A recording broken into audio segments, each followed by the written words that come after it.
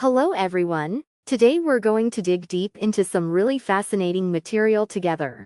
Hi there. Our topic this time is serendipity and Jeju culture, and it's all about uncovering some unexpected insights along the way. That's right.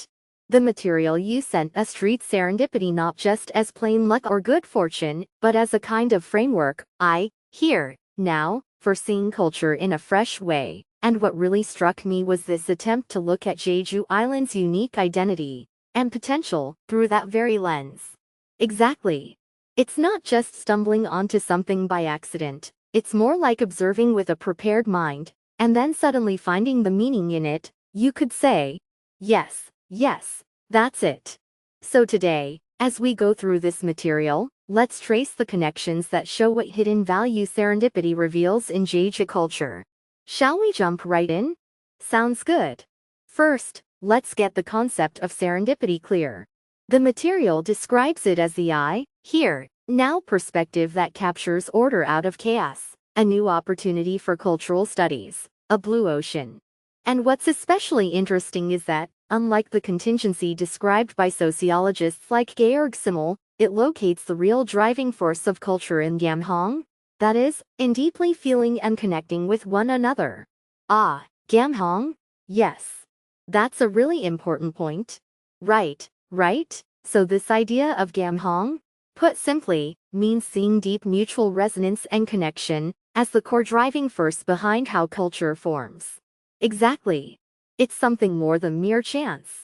And the material suggests this could be a key to viewing various cultural theories, things like the law of cycles, TRIZ, structural theory, in an integrated way. An integrated view. Yes, how culture circulates, the law of cycles, how it solves problems, like TRIZ, and its structural role, what structure means. Tying all of these together through the lens of Gamhong and serendipity. That's the attempt you can see here. Fascinating. So if we look at Jeju culture through this lens of serendipity, what do we see? The material says this perspective adds clarity, expansiveness, and efficiency to Jeju culture. Yes, exactly. Rather than vaguely calling it a mysterious island, it offers a more concrete framework. I see. So with the core elements of serendipity that were presented, finding common patterns, empathy, and here, now, we can look at Jeju culture concretely. Right? Shall we start with common patterns? What caught my eye was the analysis that Jeju's natural environment itself is one enormous cyclical pattern. Yes, that part.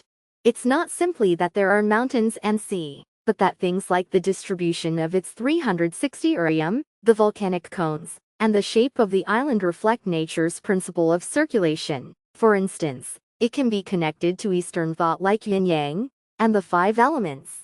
Yes, exactly, that's the interpretation. And there was also the mention of the Moxiquin sculpture, one of which shows an image of the cycle of life and death. That would be another concrete example.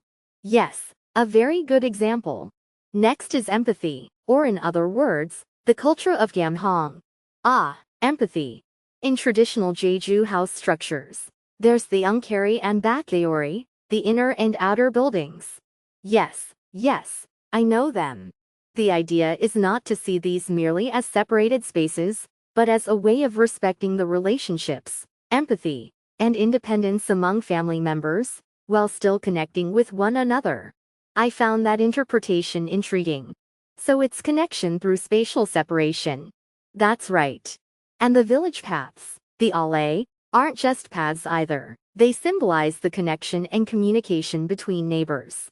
And especially the fact that even under Japanese colonial rule, Jeju preserved its own tradition of mutual aid, like the bindaenup, really shows a strong sense of community and capacity for empathy. Bindaenup. Was that a kind of communal savings? Yes, that's right. It was a voluntary communal fund system, helping each other in hard times. I see. A strong sense of community. Finally, here, now, this is both Jeju's own distinctiveness and, in a way, something that preserves the archetypal form of Korean culture. That point seems important. Yes, exactly. The history of the fierce Haenyeo women divers' resistance against Japan, or folk tales like the baby General Kim Tong-jang, stories from this year of Jeju that carry the identity and values of the Jeju people, the I, have been passed down all the way to today. That's right. The tale of the fox speed, too, nicely shows human-centered values. Yes. And especially in the case of Jeju's Maitreya faith. Rather than seeing it as merely a local or folk belief, the attempt to view it more broadly, connecting it to some worldwide mythological pattern, or to nature's fractal structure, that is, self-similar patterns, this is the part that makes you explore a certain universality and depth in Jeju culture. Fractal structure. Wow, I never thought of that. Yes. So a tradition like ancestor worship may in fact have been a way of trying to understand cosmic circulation and order. That's the interpretation, and it makes you see the value of Jeju culture in a new light?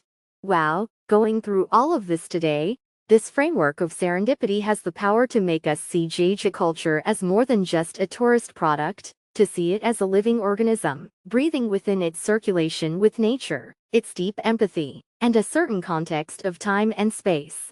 Yes, exactly. Within this here of Jeju, the I of the Jeju people, and the now of the history and culture they've lived through, these meaningful connections that are discovered, this serendipity, is in itself a truly precious asset and could become a source of inspiration for the future.